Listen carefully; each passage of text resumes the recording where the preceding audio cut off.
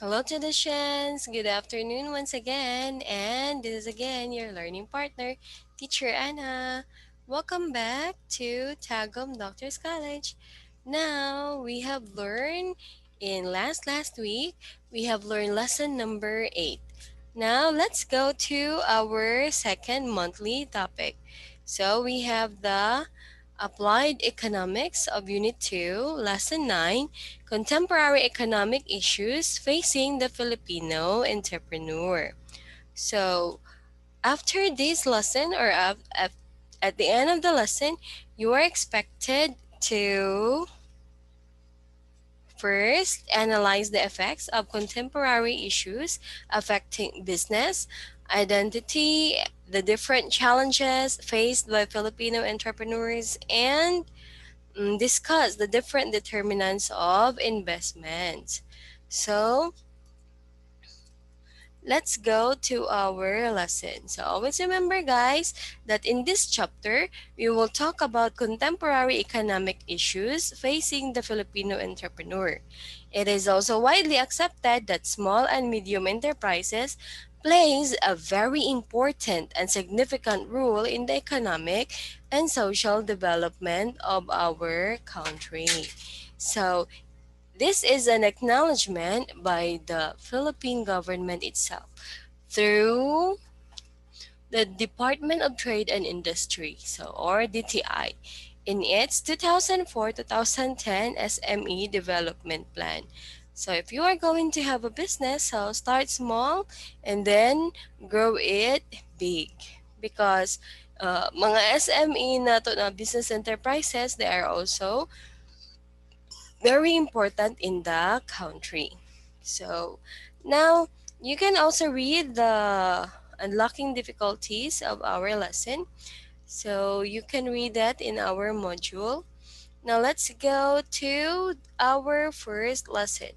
So this one is the investment and interest rates. So as we all know, daghan na kayog na dato no tungod sa ilahang investments. So their investments in the old days is just in a very small amount, but now it's very big. So nidako na ilahang investment from a very small amount to a very big amount. Just like the investment of the stock market of BPI. Sa unang panahon, like it's 2000, 2005. So the stock exchange or BPI is just around 30 pesos, 38, 39, 41, just like that. Pero ngayon, uh, last year 2019, ang kanilang stock market is grabe ang pagtaas. Like it is now 141, 142, 148, inana na ilahang uh, stock market or cost saya stock. So kung nipalit mi ato sa una and then kanang dako kayo ang among gi-invest sa BPI, medyo dako jud kayo unta ang ato ang investment return. But kuan lagi ka nang dili pa mo tuo og mga investment and everything. So auto wala jud mi nag-invest. So, I hope now you can also see a growth of a certain company. So, kung ang sa kumpanya mamaligya og stock niya, makita nimo nga mutaas gid niya ang ilahang stock market, so palit na dayon mo og stocks nila. So that is also one of the investment and interest rate. So an explanation of how the rate of interest influences the level of investment. So nakita nila hala, progressing lagi ang kuan, ang stock exchange ani nga company. So it means that you need to study it and then invest if you have savings. So typically, higher interest rates reduce investment. So kung higher interest rates ta, naga-reduce po na to ang investment. Because higher rates increase the cost of borrowing, okay, and then require investment to have a higher rate of return to be profitable. So always remember guys, kung naatay higher interest rate, mo reduce na siya sa investment. So, gamay lang kaayo ang mga investor nga mopatol anang ala dako kayo ang ROI, return of investment. Kasi dili pa man na siya sigurado. And then, higher rates increase the cost of borrowing. Ang problema po, pag higher rates ang ato ang interest rate, taas po ang ato ang chances na kana siya nga business is sige lang og pangutang or they have a lot of cost of borrowing. And then, ang ilahang mga a lot of their equipment kay mga inutang or their PPE. So you need really to study it very well. And then it also required to have a higher rate of return to be profitable. So ang kasagaran man gud ani nga business if they have higher interest rate, so kinahanglan po nila og higher rate of return. So kailangan nila og taas nga return for investment to be profitable. Pero this is also very risky. Always remember, if you are going to invest, you need to study well the company. So, para, kuan, makaingon jud ka nga profitable ni siya nga company. Kasi, what if, inutang lang nila tanan, like, inutang ang equipment, inutang ang pangsweldo. So, kuan siya, taas ang iyahang cost of borrowing. So, mahitabuan na, dito lang padulong ang ilahang income. So now let's go to the word investment. So when we say investment, guys, it is an asset or item that is purchased with the hope that it will generate income or appreciate in value at some point in the future. An investment always concerns the outlay of some asset today. We have time, money, effort in hopes of a greater payoff in the future than what was originally put in. So always remember guys, when we say investment, asset na siya or isa ka item nga imong gipalit nga nagahuna-huna ka nga kani siya mag-generate og income. Like for example, you have an internet cafe. So you have purchased a lot of computer units. So they are what we called our investment. Kasi we are hoping that that computer or set of computers mag-generate sa ato og income at some point. So for example, in a sari-sari store, ato ang investment ana is ato ang mga gipampalit na paninda. So like for example, chichirya, sabon, gatas. So ato ang gipamalit na mga grocery products, we are expecting it to have a greater value or generate income at some point in the future. Okay? So, pero, always remember that investment always concerns the outlay of some asset today. So, that's why nga kung mupalit ka og sakyanan, nya wala na nimo giparentahan, wala nimo siya gikuan, imo lang pa-char-char para gwapa tan-awon. So, that is not an investment. That is a liability. So everything nga imong gipamalit nga wala nag-return og income, wala siya naghatag og income or nag-generate og income para sa imuha, they are called liability. While everything that you have buy, tapos nag-generate na sila og income para sa imuha, that is what we called investment. Just like when you purchase a stock market, yan nag-generate na siya og income sa imuha, then that is an investment. Now, let's go to the interest rate. So, unsa na ning interest rate? So, maybe some of you have already studied what is an interest rate. So, when we say interest rates, guys, it is the amount of interest due for per period. Like for example, every month ba, every 2 months ba. So, those are the interest due per period as a proportion of the amount lent. For example, nagpahuram ka kay Juan og 1,000 pesos.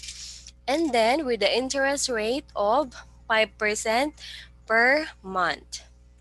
So meaning, kato imong kwarta nga gipahiram, mutubo to siya og 5%. So 5% sa 1,000 is 50. So the 50 pesos is our the 5% is the interest rate, and the interest is 50 pesos. Okay? Yeah, that is an example of an interest rate. So for example, deposited. So kung nag-deposit ka sa bangko og 1,000 pesos and the interest rate is 5%, so meaning ang imuhang kwarta mutubo siya og 5% per year.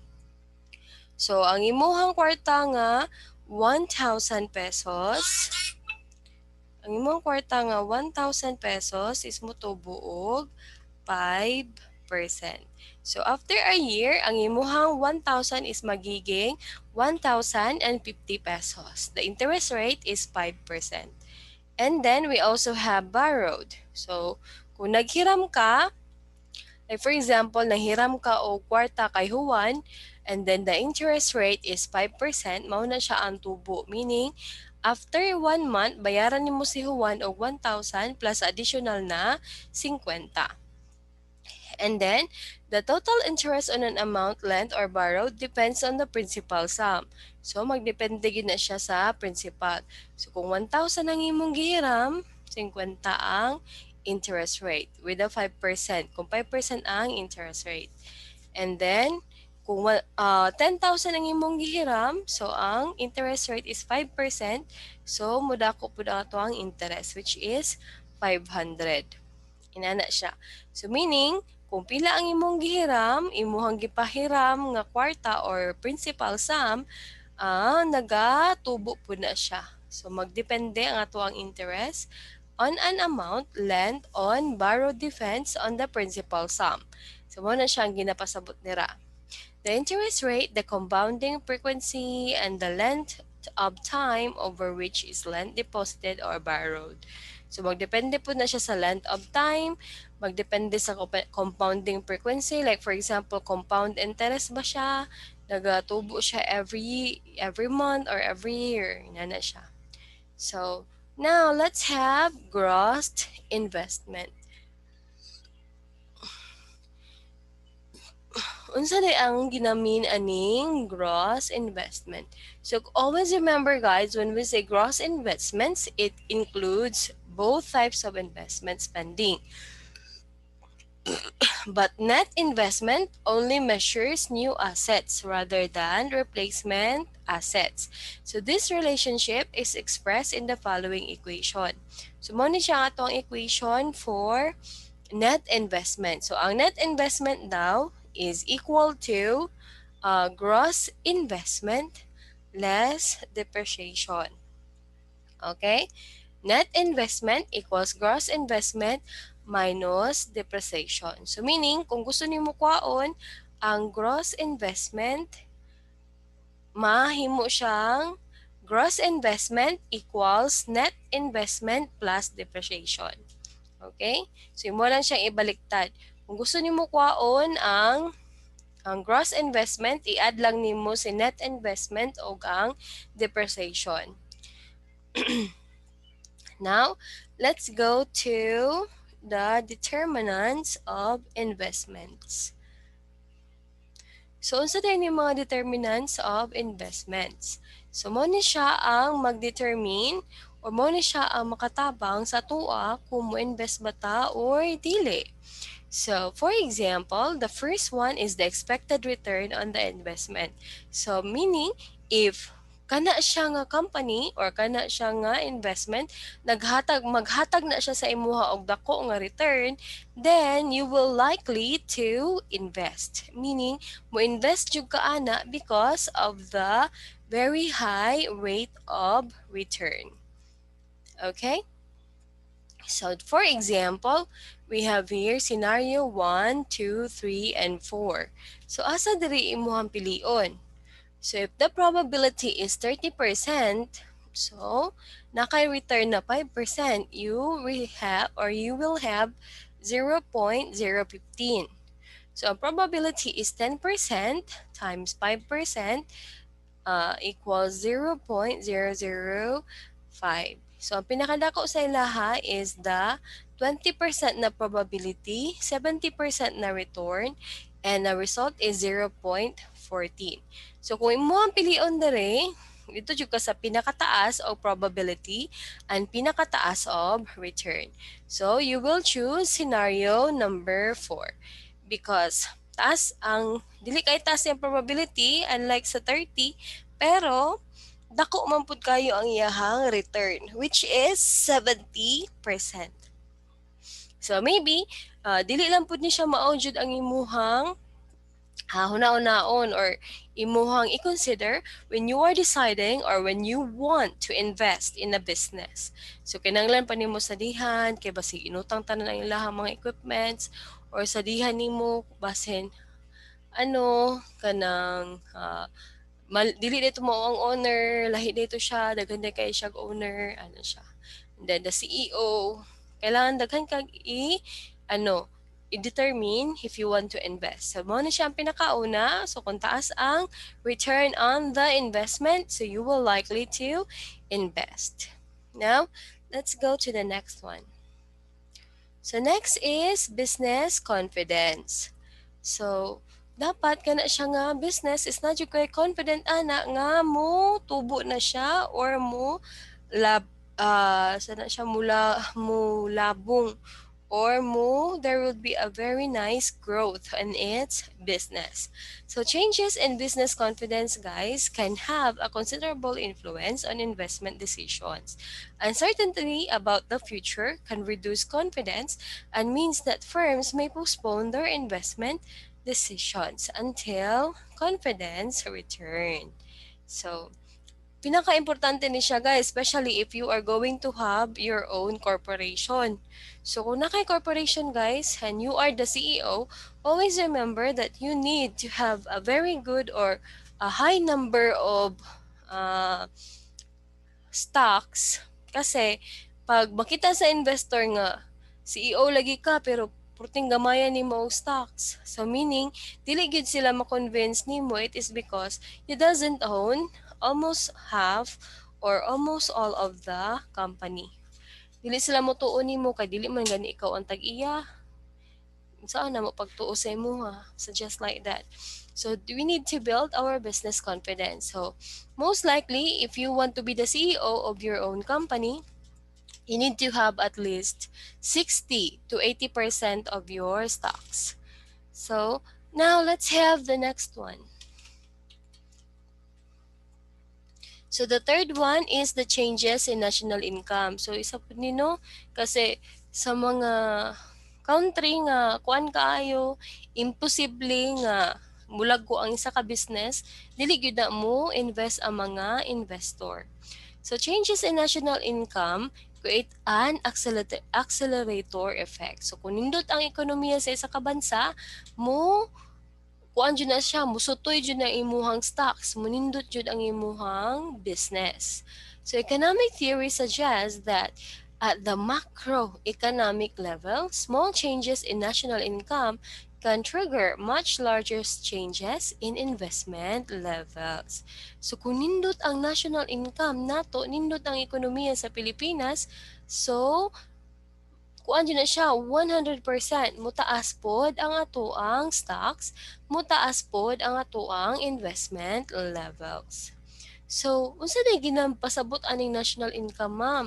So, national income, guys, is measures the monetary value of the flow of output of goods and services produced in an economy over a period of time.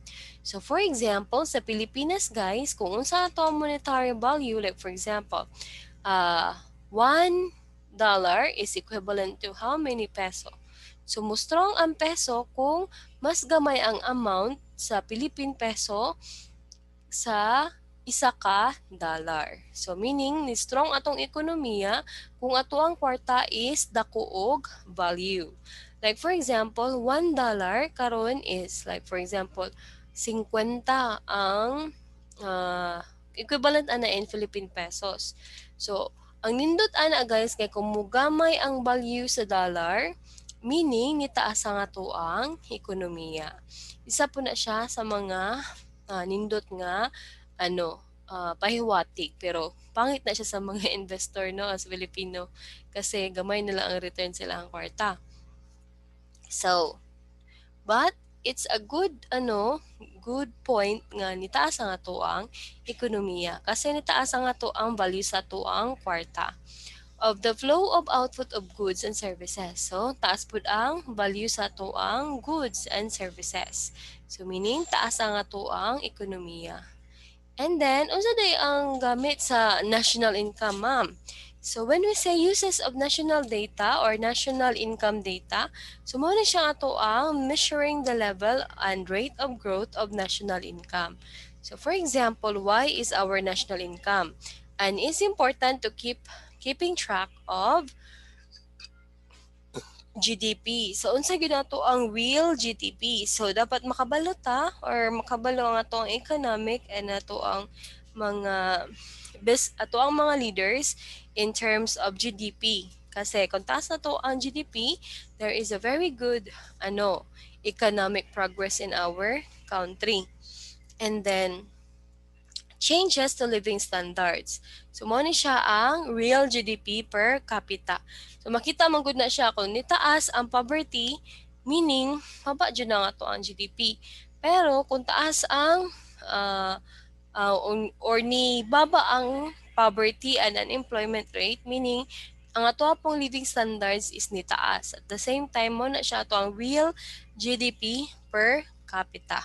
So, mingon ka nga, kani siya nga bansa, nindot po ni siya, progressive kayo, pero ang mga tao, taas kayo ang mga pobre. So, dili na siya tinuod. Next is changes to the distribution of income between groups within the population. So, nindot po, like for example, dili lang ang mga dato, kundi daghan po ng mga pobre nga ni angat na ang kinabuhi og ni dato. Kana siya, isa po na siya ka nindot nga measurement or uses of national income data. So, meaning, maybe, daghan sa ila ang nagnegosyo o ni-boom ni siya nga negosyo. That's why the distribution of income is not just for the hierarchy or katong mga dato kaayo, but also in the middle class. Na siya. So, the distribution of income is not just limited to the upper class, but also to the middle class and lower class. Now, let's go to the next one. Sa ikaupat, ana, is interest rate. So, kung taas ang interest rate sa isa ka business or taas ang ingiyahang ka ng ginahatag sa imong return, so, meaning, mo go jud ka, ana, or mo invest jud ka, ana nga business because of the high interest rate. So, always remember that investment is inversely related to interest rate, which are the cost of borrowing and the reward to lending. Investment is inversely related to interest rate for two main reasons. Pero, ang investment, guys, this is inversely related. So, they are inversely related to each other. So, nga nang inversely related sila to each other? So, let's try to know the two reasons. So, first daw, guys, if interest rates, the opportunity cost of investment rises. So, opportunity cost of investment rises. This means that a rise in interest rates increases the return on funds deposited on an interest-bearing account or from making a loan, which reduces the attractiveness of investment relative to lending. Hence, investment decisions may be postponed until interest rates return to lower levels. So, kung taas daw ang interest rate, guys, when it comes to funds deposited, so daghan jud kayo gusto mag-deposit sa funds no kasi taas man ang interest rate, dako ang ilahang makuha sa isa ka negosyo or dako ilahang makuha sa sa bangko. Pero kung making a loan, kuan siya less ang iyang attractiveness. Syempre kinsa man good og kinsa gud tao nga gusto mo bayad og dako. So, that's why the investment is low siya. Kasi, kuan man, when related to lending, syempre, dili jud ka gusto nga muhiram og kanang kwarta nga taas kayo og interest. Okay? So that's why nga dili sa ka ano dili sa ka manghiram og kwarta. It is because taas kayo ang iyahang interest rate. Labi na kung gamay lang or lower level lang imuhang ma-generate na income ana nga investment. Next, secondly, if rates rise, firms may anticipate that consumers will reduce their spending. So isa pud ni siya na kung ang interest rate pud sa firm, like for example, kani nga business nitaas ang iyahang value sa stock or nitaas ang iyahang interest rate. So, most likely gid pud na sila ang ilang presyo is mo taas pud. Maybe ang ilang stock market mo taas, ang ilang produkto nga ginabaligya is mo taas, ang ilang services nga gina-offer is mo taas. So ang mahitabo ani katong mga consumer food, dili pud sila mo palit. Dili sila mo uh, mo kuha ato nga services. It is because very mahal. So, and the benefit of investing will be lost. So that's why investing to expand requires that consumers unless maintain their current spending. So kasi ang consumer dili yun na sila gusto mo palit og mahal kayo. So that's why kung itaas ang interest rate, gan pud siya og maapektuhan. So, maybe there are a lot of investment or maybe there is no investment at all. Now, let's have the next one. So number 5 is the general expectation. So kasi in business kasi you need to be a visionary. Kanang magunaw na ka ba unsa ka ako ang ma-expect and return ani. And then daghan pud og general expectation kay nindot ni siya nga kuan na business. I know nga in the next future or in the future mutaas gini siya, mulago gini siya nga negosyo. So as a business-minded person, you need to be or you need to know the general expectation. Unsa day ang gina-expect sa ubang tao about ani nga negosyo or about ani nga ekonomiya. Because guys, investment is a high risk activity. So high risk jud siya ang investment. That's why a lot of investor ginapatulog pag ang kwarta in how many years before nila gina-withdraw. Like for example, when you buy the stock market of dito nga internet, just like the PLDT, just like that. So, PLDT nga company, ang ila pong offer is internet connection. So, ang general expectation jud ani nga company is mulago gid siya. Pareha sa Globe og sa PLDT. So, general expectations about the future will influence firms' investment. Mao na nga daghan kaayo ang mga tao o mga corporation nga naga-invest sa dito because they are expected to to join the market with a very high stocks. So, any government war or a rise in oil or other commodity prices may reduce the expected benefit. So, just like for example, kung mutaas ang gasolina, mag-expect gina sila og gamay nga sales sa mga sakyanan. Kasi, isa man tao gusto mo palit og sakyanan nga mahal kayo ang gasolina. And then, kung there is war, so general expectation jud na siya nga ang mga kampanya is ma-close. Dagan og mga tao mawalan og trabaho. Dagang mga investor nga murag mawala or matiway ang ilang investment. So that is also for general expectations. Next is the corporation tax. So daghan jud kayo og mga investor nga dili mo invest sa ka lugar or sa ka ekonomiya kung taas kayo ang iyahang tax.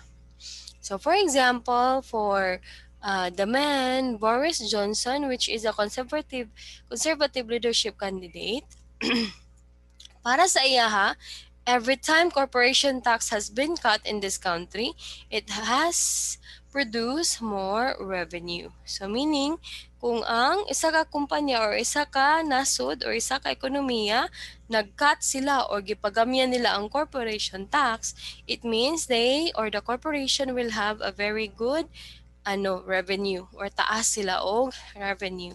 So daghan pud og maka-benefit ani, like for example ilang mga empleyado mo taas ang sweldo, ang ang ilang production mas mutaas. So that's why it is also important to know the corporation tax. Basig dako kayo ang corporation tax ana nga company. So meaning, ang imuhang investment maadtura dito sa tax. So firms pay corporation tax on their profits. Always remember that ang mga firms, ang mga corporation, kinakuha nila ang ilahang pambayad sa tax dito sa profit. So meaning, kung gamay ang profit, gamay lang po ang imuhang return of investment. So, a reduction in tax increases the profits they retain after tax is paid, and this acts as an incentive to invest. So, mao ni siya ang atuang bantayanan pud, because when the corporation is very high or the corporation tax is very high, meaning gamay lang pud ang imuhang return of investment. So, now, pero kung gamay lang ang corporation tax, makatabang kayo ni siya sa mga corporation kasi daghan pud ang mag-invest. Now, let's go to the next one. We have the level of savings. So, kung taas og savings ang saka negosyo, mas nindot ang iyahang financial sector. Meaning, household and corporate savings provides a flow of funds into financial sector, which means that funds are available for investment. Increased savings may reduce interest rates and stimulate corporate borrowing and investment. So kung taas ang imuhang savings, labi na sa imong negosyo or sa imuhang kumpanya, nindot pod ang imuhang investment or daghan ang mga tao nga mo invest. It is because you have very low corporate borrowing. And then, reduce pud ang imuhang interest rate. So even as a student, you can apply this, guys. Like for example, the allowance that your parents give you will also form part of your savings. And then kani siya nga savings mag-represent ni siya og rate. Like for example, is it kani ba siya nga savings is 90% sa imuhang income or sa imuhang allowance, 80%, 70%, or 60%. So, nindot jud if it is 100%. Like for example, gihatagan kasi mong parents og 1,000 na allowance for 1 week. So, kung kana siyang 1,000 na save na nimo tanan, meaning your goal for savings or the higher the level of savings, the higher the level of funds and flow of funds. So meaning, pag na kay mga importante nga paliton, na kay mga emergency nga paliton, like for example, libro, mga amutan, so mas nindot siya. It is because mataas ang imuhang level of savings. And even in a company, a business, nindot yun siya kung natay savings. Like for example, if naka-profit ta og 1 million and 50% of that is going to savings, nindot na siya. Kay kung na economic recession just like in the COVID-19, makasurvive paghihapon ang imuhang kumpanya. Now, let's go to the next one. So, mo to siya ang mga determinants of investment. Now, let's go to the accelerator effect. So, unsa din ni siya accelerator effect? So, meaning, mo ni siya ang mga small changes in household income and spending can trigger much larger changes in investment. So, meaning, kung taas ang income sa household, taas ang increase sa consumer demand, then munindot pud ang negosyo.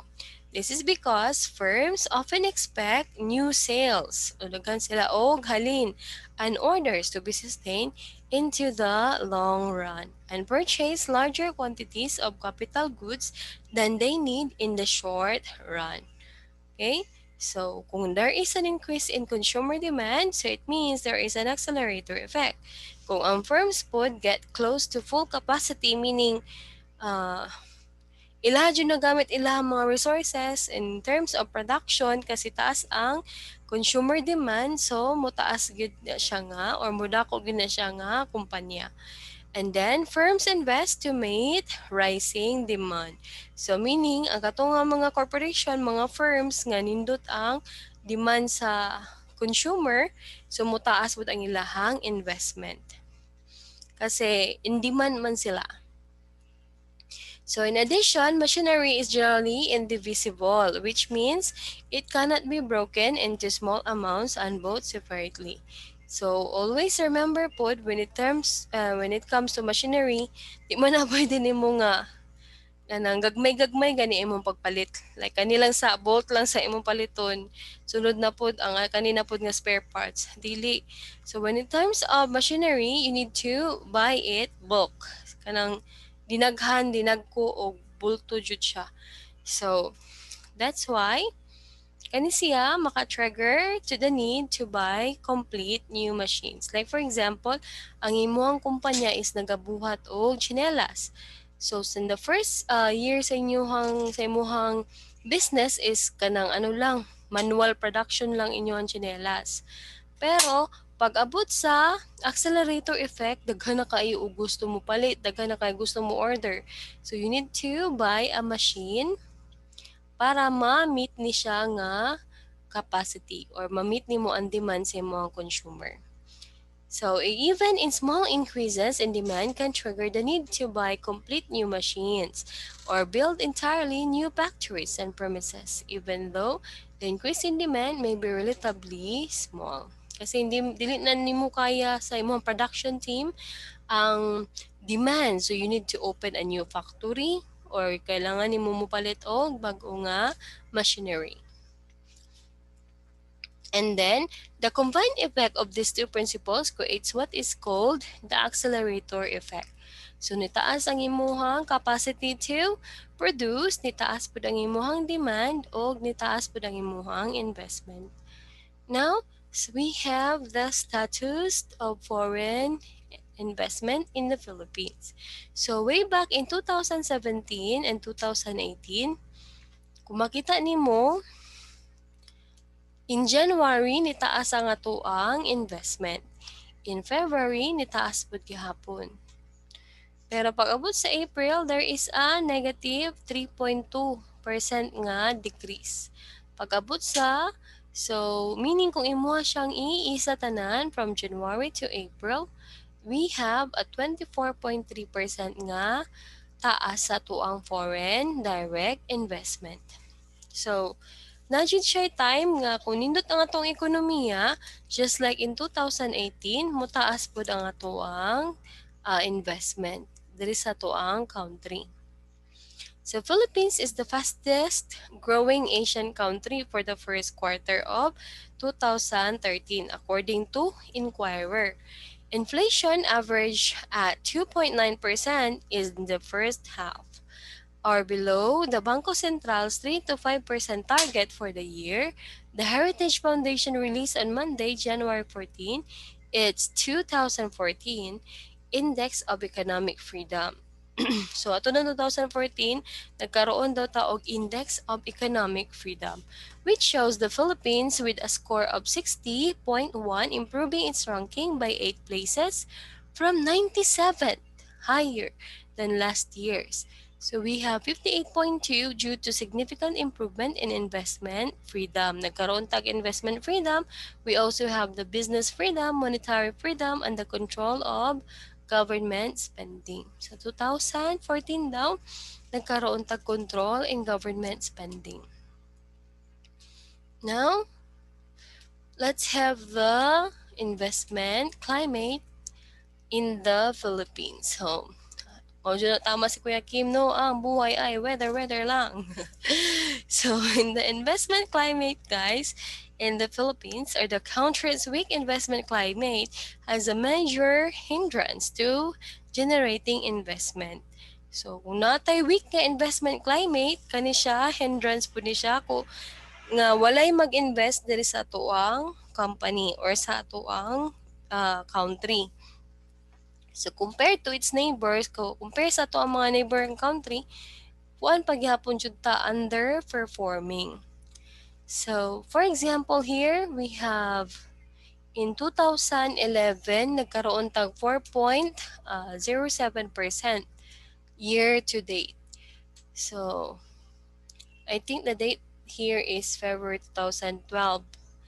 And then, when compares to Philippines, Malaysia, Indonesia ang green, Singapore ang blue. So, nas ni taas ang ato ang stock market. With regard to stock market, guys, that is 2011 going to 2012. So, karon kay tungod sa COVID-19, lagabak jud ang ato ang business, ang ato ang stock market. Inan sa tamang storya og 2020 kay you already know na nigamay jud siya maayo. So now let's go to the 3 challenges for the Filipino entrepreneurs. So unsa dining mga tulo ka challenges when you are going to have your business. So ay kabala ka guys kung mag-business mo. Kabalo na mo nga mao ni siya ang challenges.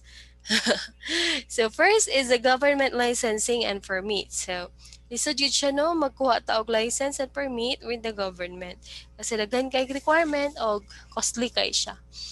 And then second is prohibitive rental rates and other clause in malls.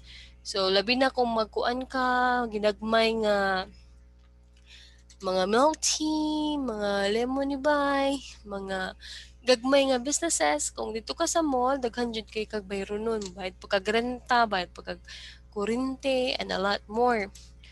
So there is no doubt that doing business in shopping malls has advantages.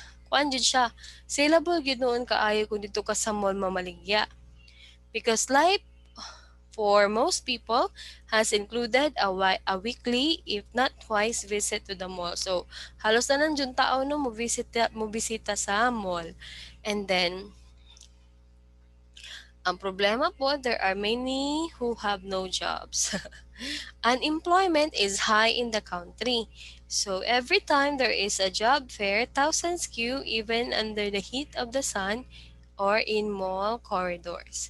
So kung wala po yung mga trabaho ang mga tao, taas ang unemployment rate, makatabang kuan po ni siya kanang dili po ni siya maayo. Isa po ni sa ka-challenges sa entrepreneur kasi gamay lang po ang mamalit sa imo kung gamay lang po ang mga tao nga naay income.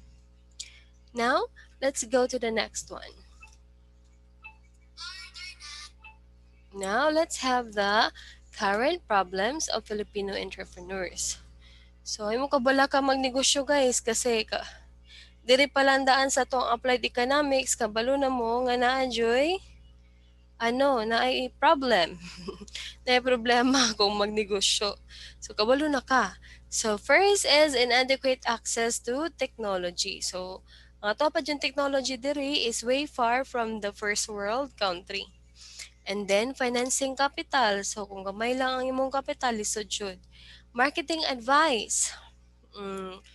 So gamay lang pod or mahal pod kayo ang kuan ka o kanang mga firm nga naghatag og marketing advice. Kasi need to have a very good market advice or makaroon ka dapat og nindot ka nga marketing strategies para mo boom jud ang imong negosyo. And then logistical problems in setting up and maintaining their competitiveness in their community. So logistical problem pud labi na karon kay COVID-19. So daghan jud og problema when it comes to magpa-delivery ka, setting up, maintaining your competitiveness. Like for example, madili ang imong mga mga delivery kasi ang tig-deliver is nagka-problema, inana siya. No po na ang problema diri sa Pilipinas. So I hope, pero karon kay hinahinay naman po siya kanindot. So I hope tuloy-tuloy na ni siya, no? So, next is the unemployment rate. So we have unemployment status in the Philippines. So sa year 2018-2019, nigamay na unta ang ato ang unemployment rate. Pero pag abot ni COVID, ni taas na pod. So as you will see here, April 2019, nigamay na unta siya og 5.1%. So, I think katong niagi ani 5.4. 2017 ata, 5.4. Sus, pag-abot o 2020 ni taas na po. Daghan na kayo og mga tao nga walay income, walay trabaho. Ni 5.3. Pag-abot og April, kay daghan kay nanirado nga mga businesses, ni taas gid og maayo. So we have a very bad unemployment rate, 17.7%. So daghan kaayo ang mga Pilipino nga walay trabaho. So in 19, we just have 2.3 million. Pag-abot og January 2020, ni taas 2.4 million ang mga tao nga walay trabaho. Pag-abot og April 2020 tungod sa COVID-19, we have a 7.3 million ka mga tao ang walay trabaho. So luoy kaayo no? So sa kaambuhaton ani sa gobyerno. So, employment or the lack thereof is one of the macroeconomic problems. Isa po ni siya sa macroeconomic problem ang mga walay trabaho. Several countries in the world now face. It is defined as a situation where people in the labor force, people of legal working age, are willing and able to work but are unable to find employment. So, kung namoy trabaho karon or inyong parents is na trabaho, so be thankful because a lot of people ang walay trabaho because of COVID-19. In the last quarter of 2013, so the unemployed or the number of unemployed Filipinos fell to more than 12 million. So nitaas siya pagka 2013, no? Then unemployment rate rose to 27.5%. That is 2013. So in the Philippines, there will be eventually the growing discomfort with the current government and their inability to solve such problems. So daghan kaayo no ang mga or ang atuang gobyerno wala nila solve last 2013 pa. So nag-result ni siya og more riots, rallies, and leading to social unrest in Philippines. So atong mga walay trabaho, ang ilang ginabuhat, magsigig rally, magsigig riot. So because of that. So kani siya guys, this causes the problem to further deteriorate since it discourages overseas firms from investing in the country. Kung taas man gud ang unemployment rate, taas ang crime, taas ang riot, taas ang rally. So ang mahitabo dili mo invest ang ubang nasod sa tuang country ug ang ubang mga businesses. Now let's go to the next one. Taxes in the Philippines. Kani pod sa una is taas jud kayo ang atuang taxes. Pero pag-abot ni Duterte ni gamay ang atuang taxes. So, amount of taxable income, so kung over or not over 250,000, 0% rate. So, 250 to 400, 20%. Unya, so nagkalailahi siya og taxable income. We have 30%, 32%, o 35%. And then, a 19-year-old personal and corporate income tax system of the Philippines are the most uninviting and out of date.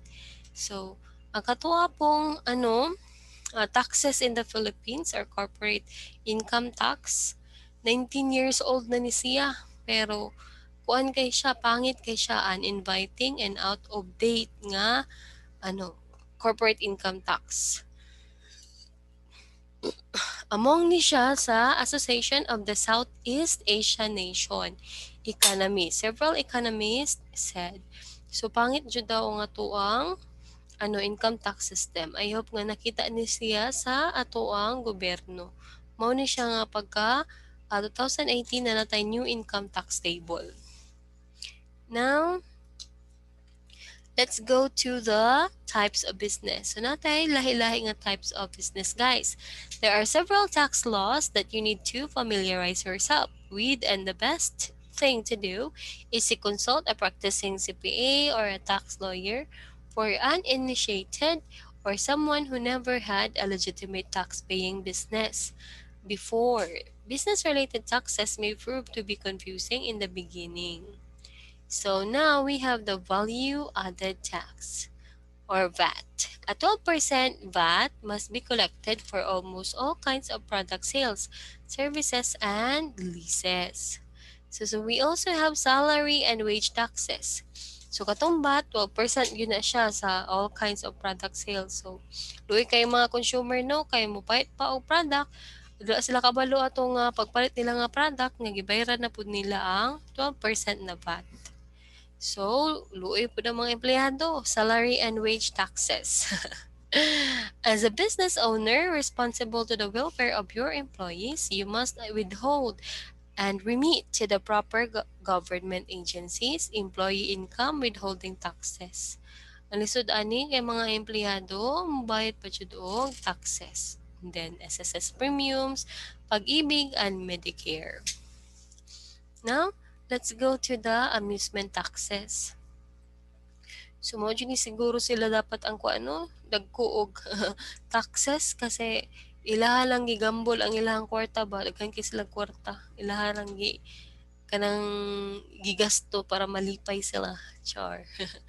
So, amusement taxes, just like cockpits, uh, movie houses, cabarets, night and day clubs, boxing tournaments, basketball games, horse racing, carnivals, and other amusement businesses are subject to amusement taxes. So, dapat magbayad gid sila og amusement taxes by the local and national government. Next is the excise taxes. So, if you have a business that involves the manufacture of alcohol, tobacco, and petroleum products, importing of automobile or jewelry and mining, so you need to pay special excise taxes. So we also have the import taxes. When your business involves importation of goods as part of your raw material, you have to pay custom duties. So that's why guys, kung nagpadala ang imuhang parents gikan sa abroad, and then kwaonin mo na siya import taxes. Even the goods and raw materials. Ngayon mo ginapalit abroad na siya import taxes. Now, let's go to individual income taxes. So, kung ato ang sole proprietorship, napo na sila tax return or ITR, individual tax return. We also have corporate income taxes. So, katong mga corporation nato, magbayad po na sila og corporate income taxes. And then, we also have real estate taxes. So, if your business owns real estate or land, so dapat magbayad pud ka og real estate taxes. So, we also have state or inheritance taxes. When you pass away, your heirs pay inheritance taxes. So, magbayad pud na sila og taxes. Kung mamatay ka, daghan kay kag yuta, daghan kay kag property, so your inheritors, katong sumusunod nimo og mo inherit sa imong ari-arian, magbayad sila og estate or inheritance taxes. That's why kung namoy pamilya or inyong parents is dato kayo, dapat karon palandaan hinahinayan na og bahin-bahin ang mga ilahang property o kwarta. And then effects of high taxes on business. So unsa day ang epekto kung taas kayo ang taxes? So una, the total outcome of all the effects of large tax is inadequate income. So, magkaroon og kulang na income ang mga businesses. Second, low wages. So, kung taas kayo ang tax, gamay pud kayo ang sweldo. Multiple governments levy too many taxes on businesses. The taxes is the highest budget items on the leadership of most businesses. Kung labi na, ang tax ang pinakadako og kuan, pinakadako og budget.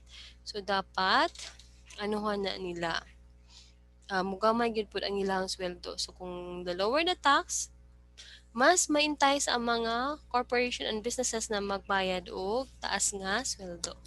Next is the high prices. So, multiple governments levy So many taxes on businesses. The taxes is the highest budget items on the ledger of most businesses. So kung high kaayo ang iyahang taxes, ay iyahang ang taxes so taas pud ang presyo. Substandard product, so daghan kay mga substandard product kay taas man kayo og tax. So pagamayan na lang ang cost sa pagbuhat sa product. Next is product unavailability and continuation. So because high taxes cost ang businesses, they can provide as many products as they used to be. So gamay lang pod og dili na kay sila makaproduce og daghan nga product tungod kay dagko kay sila ginabayaran nga tax. So ang ilahang pang product pag product cost nga nga kwarta maadto na sa tax. Next is poverty and high crime. So because more people can't afford to live on their incomes, tungod kay dili nila makaya nga mao lang ni ilang income niya, tas ang ilahang status or living standard, the poverty rate goes up. And this means that each person can get enough to live on. Mo na taas pud ang crime. Kasi wala may income. So mangawat na lang, daghan kay mga crime nga buhaton. And then taas pud ang poverty kung taas pud ang stock sa isa ka lugar. So always remember guys, if you want to be a good leader, you need to study economics very well to know what are the things that you need to do para lang mo lambo ang ekonomiya sa Pilipinas, especially if you're going to be a leader.